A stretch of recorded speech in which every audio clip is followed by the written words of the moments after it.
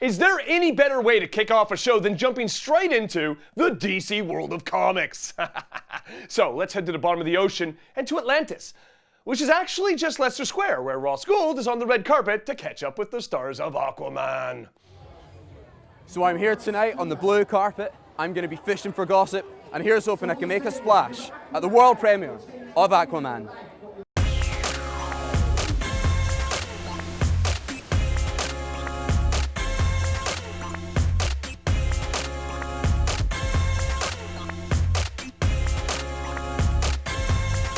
This movie is for everyone. Kids are gonna love it, families are gonna love it, parents are gonna love it. You know, I loved it, and I'm not even, I never watch my own movies, and I'm not even a comic book person.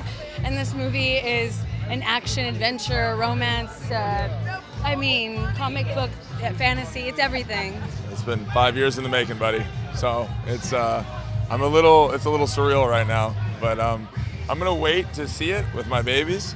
So tonight I'm just gonna kind of go in and get out because it's a pretty rare moment where I can watch some of my children for the first time. So you are the bridge between land and sea. Take your rightful place as king.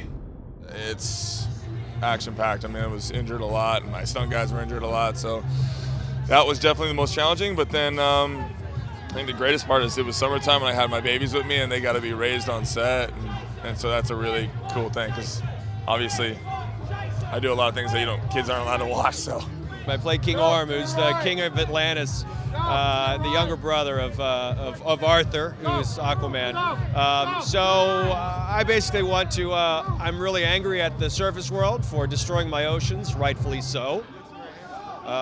So I'm taking it out on the world. Oh, and he wants to come take the throne. So there's that.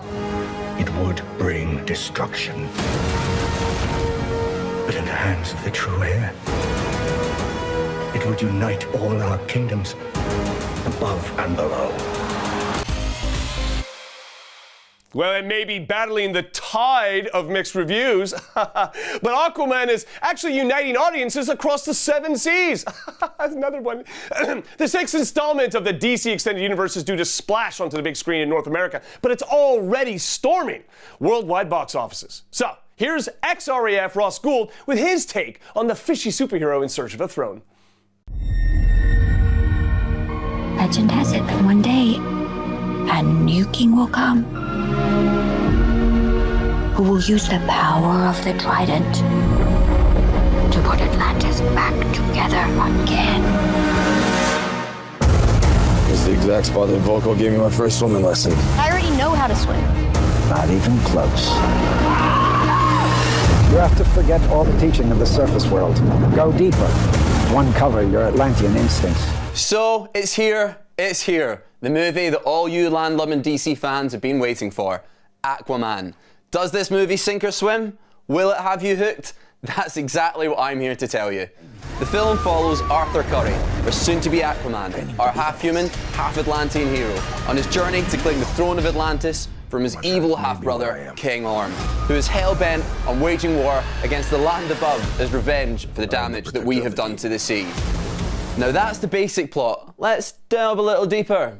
Imagine a movie where an octopus gets a drum solo, where dinosaurs roam the hollow earth, where we jump from the ocean, because it's Aquaman, yeah, we're in the sea.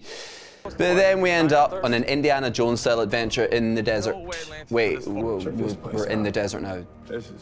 And imagine a movie where Patrick Wilson stands deadly serious in front of a giant CGI crab and is asked, "Do you expect me to call you king?" and replies, "No, I expect you to call me Ocean Master." Yeah. I think I'm halfway there to conveying the absolute insanity of this movie. But, I'm not saying that's a bad thing. My advice would be, if you walk into the cinema with your brain switched on, just turn it off. Seriously, you'll enjoy it more. In this trident resides the power of Atlantis.